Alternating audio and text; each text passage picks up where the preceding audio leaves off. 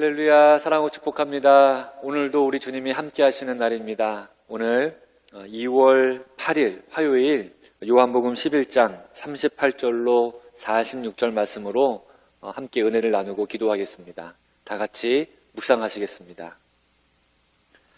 예수께서 이르시되 나는 부활이요 생명이니 나를 믿는 자는 죽어도 살겠고 무릇 살아서 나를 믿는 자는 영원히 죽지 아니하리니 이것을 네가 믿느냐. 아멘. 부활이요 생명이신 주님, 오늘도 우리의 삶 속에 하나님의 놀라우신 사랑과 은혜를 베풀어 주시니 너무나 감사합니다.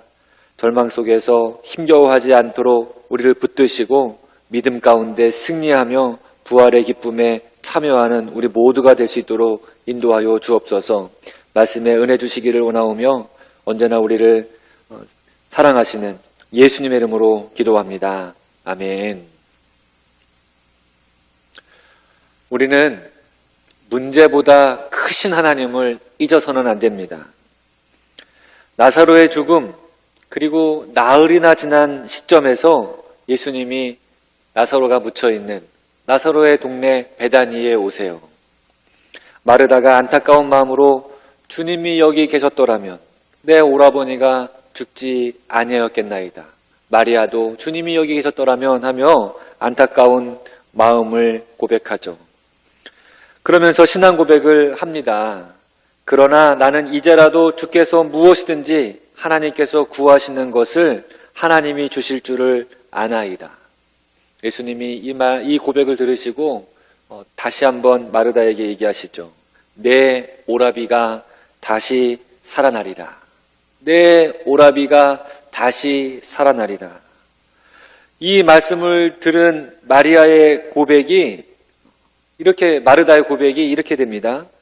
마지막 부활 때에는 다시 살아날 줄을 내가 아나이다. 예수님이 아니라고 다시 힘주어 말씀하세요. 나는 부활이요 생명이니 나를 믿는 자는 죽어도 살겠고 살아서 나를 믿는 자는 영원히 죽지 아니하리라. 이것을 내가 믿느냐. 이 말씀을 듣고 마리아가 아주 깊은 신앙 고백을 합니다. 예수님이 이것을 내가 믿느냐 이렇게 물어보시니까 주여 그러하외다. 주는 그리스도시요 세상에 오시는 하나님의 아들이신 줄을 내가 믿나이다. 여러분, 이 주는 그리스도시요 세상에 오신 하나님의 아들이심을 내가 믿는다라고 하는 이 마르다의 고백, 어디서 많이 들어본 고백 같지 않아요? 맞아요. 베드로가 한 고백입니다. 가이사라 빌립보에서 예수님께서 제자들에게 사람들이 나를 누구라고 하느냐 하니까 막 얘기하다가 예수님이 다시 한번 그러면 너희는 나를 누구라고 하느냐. 그때 베드로가 주는 그리스도시요 살아계신 하나님의 아들이십니다. 이 고백과 마르다의 고백이 동일해요. 마르다의 신앙 고백이 이상적이고 관념적인 신앙에 머물러 있다가 눈앞에 계신 주님을 실제적으로 고백하는 신앙으로 바뀌고 있는 모습입니다. 바로 이것을 내가 믿느냐라고 하는 질문 속에서 아주 위대한 신앙 고백이 나온 것이죠. 주님은 마르다의 관념적인 이 신앙을 실제적인 신앙으로 바꾸어 주시기 위해서 하신 방법이 바로 이 질문입니다. 내가 이것을 믿느냐? 내가 믿느냐? 여러분, 우리가 믿음을 고백하는데 항상 우리의 관념 속에, 이론 속에, 우리의 경험 속에 믿음을 가두어 두고 있지는 않습니까? 주님이 다시 한번 물어보세요. 이것을 내가 믿느냐? 우리 속회에서도요, 나눔을 위해서 질문을 사용하잖아요.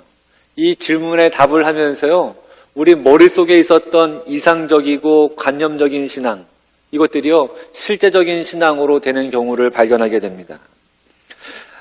마르다가 대답합니다. 내가 믿나이다. 주여 그러하여다. 주는 그리스도시요 세상에 오시는 하나님의 아들이심을 내가 믿나이다.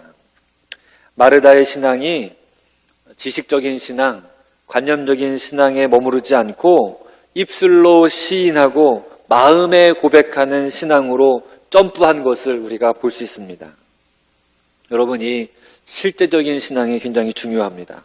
왜냐하면 실제적이지 않으면, 우리의 믿음이 실제적이지 않으면 하나님의 말씀이 상투적으로 들리게 되기 때문에 그래요. 신앙이 진부한 것이 돼버리고 우리의 신앙 고백마저도 상투적인 신앙 고백이 될 수가 있습니다. 저한테 전화가 많이 오거든요. 근데 제가 받는 전화 중에 이런 전화가 있어요. 사랑합니다 고객님, 어느 통신사에서 전화했습니다, 이렇게 오거든요. 근데 저는요, 그분의 사랑합니다 고객님 하는 그 말투에서 전혀 사랑을 느낄 수가 없어요. 상담원이 저를 사랑한다고 얘기하는데 저는 그분이 정말 저를 진심으로 사랑한다고 느끼지 않습니다. 왜냐하면 사랑합니다 고객님이라고 말하는 그 표현이 굉장히 진부한 상투적인 표현이기 때문에 그런 거죠. 주님의 말씀이, 우리 주님이 우리에게 하시는 말씀이 상투적으로 들리기 시작한다면 우리의 신앙은 하나님의 은혜와 능력을 맛보기가 쉽지 않습니다. 주님이 사람들과 함께 나사로의 무덤으로 가십니다. 눈물을 흘리시며 사람들과 함께 슬퍼하십니다.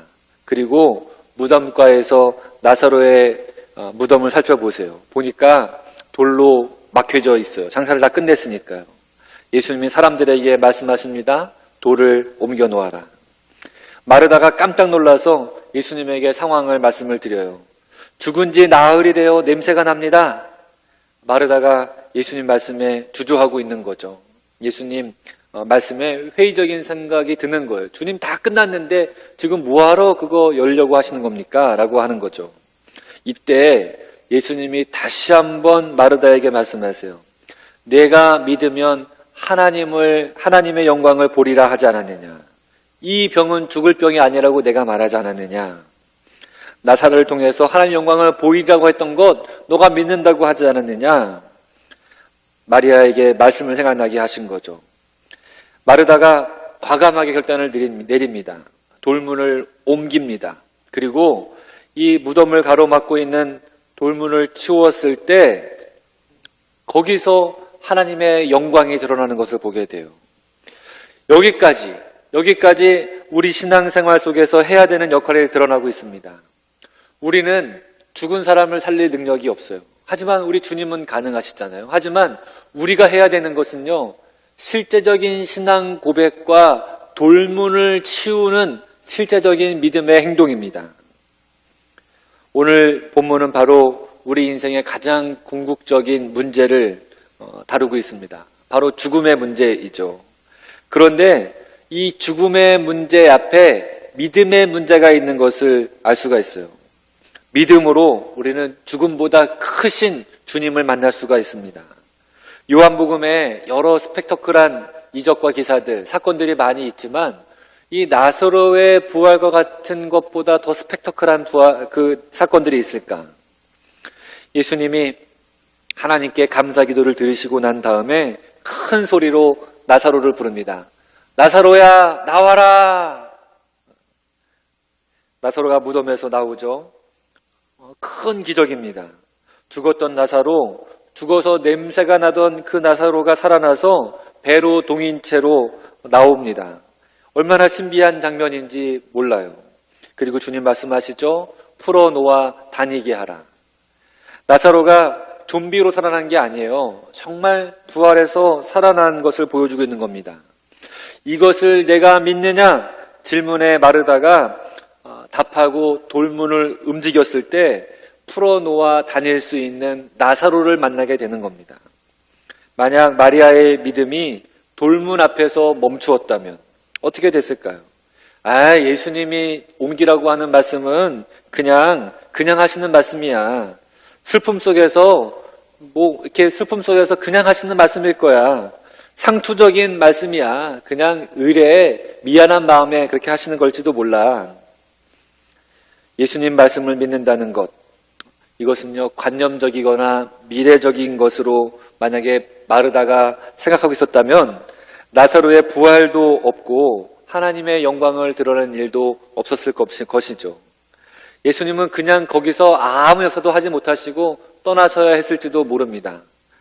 그러나 믿음이 현실이고 실제가 되어서 무덤을 막은 돌을 굴려냈을 때 풀어 다니게 할 수 있게 되고 부활을 경험하게 되는 것을 봅니다. 믿음이 우리의 삶에 항상 실제적이어야 돼요. 우리의 삶에 실천적인 이 믿음이 항상 주님의 말씀에 내가 믿나이다 고백하며 돌문을 불러내 버리시는, 그래서 주님이 이루시는 놀라운 일을 경험하시는 여러분 되시기를 주님의 이름으로 축원합니다. 기도하시겠습니다. 하나님, 우리의 믿음이 관념적이거나 미래적이거나 상투적인 그런 믿음의 고백과 소유자가 되지 않도록 인도해 주옵소서. 언제나 주님을 향한 우리의 믿음이 항상 현실적이고 기쁘고 감사하고 은혜가 될 수 있도록 인도해 주시옵소서. 오늘도 주님 하신 말씀에 순종하는 저희들 되기를 원하오며 언제나 우리를 사랑하시며 부활의 기쁨에 참여하게 하시는 예수님의 이름으로 간절히 기도합니다. 아멘. 여러분, 오늘도 말씀의 은혜 속에 돌아가시기를 주님의 이름으로 축원합니다.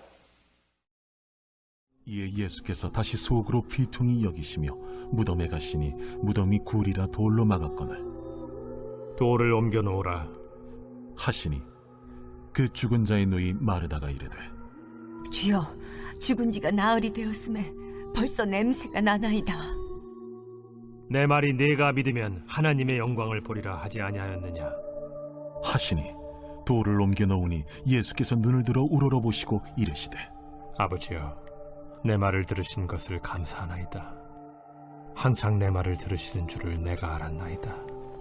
그러나 이 말씀하옵는 것은 둘러선 무리를 위함이니 곧 아버지께서 나를 보내신 것을 그들로 믿게 하려 함이니이다. 이 말씀을 하시고 큰 소리로 나사로야, 나오라. 부르시니 죽은 자가 수족을 배로 동인 채로 나오는데 그 얼굴은 수건에 쌓였더라. 풀어놓아 다니게 하라. 마리아에게 와서 예수께서 하신 일을 본 많은 유대인이 그를 믿었으나 그 중에 어떤 자는 바리새인들에게 가서 예수께서 하신 일을 알리니라.